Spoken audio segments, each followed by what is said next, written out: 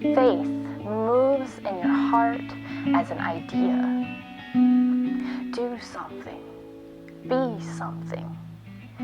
Say something.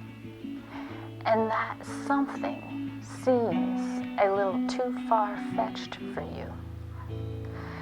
Too irreconcilably invasive for you. Too decisively dramatic to you, ostentatiously out of scope, unachievable, unattainable, unbelievable, and maybe even just a little bit crazy, you think.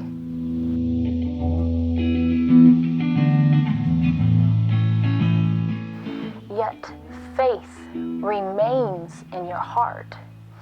Maybe you turn it down to a whisper, but it doesn't leave.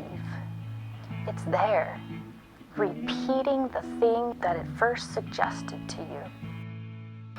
You might liken it to a nagging or an itch that won't go away, but that's not exactly quite right, because there's something sweet about it if we admit it to ourselves. There's something that aligns with us in it if we examine it a bit closer. There's something that we recognize in it if we turn the noise down a little bit. There it is, in the back of our minds, in a corner of our heart, quietly whispering a song. We don't tell just anyone about this thing we dream to speak, this thing we dream to do, this thing we dream to be, if we tell anyone at all.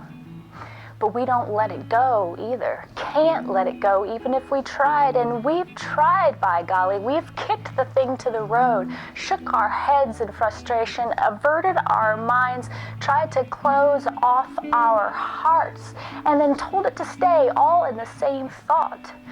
Faith, that little bit of faith, wouldn't go away anyway.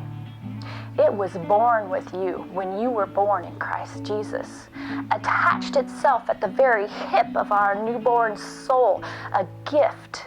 And it's time. Time to open up that gift of faith and see what it looks like. It's time. Time to use the gift God gave you when He adopted you and set you apart. It's time. Time to step out with that word of faith and see where it takes you. And I promise you this, if you do this thing, if you summon your courage and do the far-fetched, the out-of-scope, the overly dramatic, unachievable, that thing that maybe is even just a little bit crazy, if you do that thing, you will never be the same again.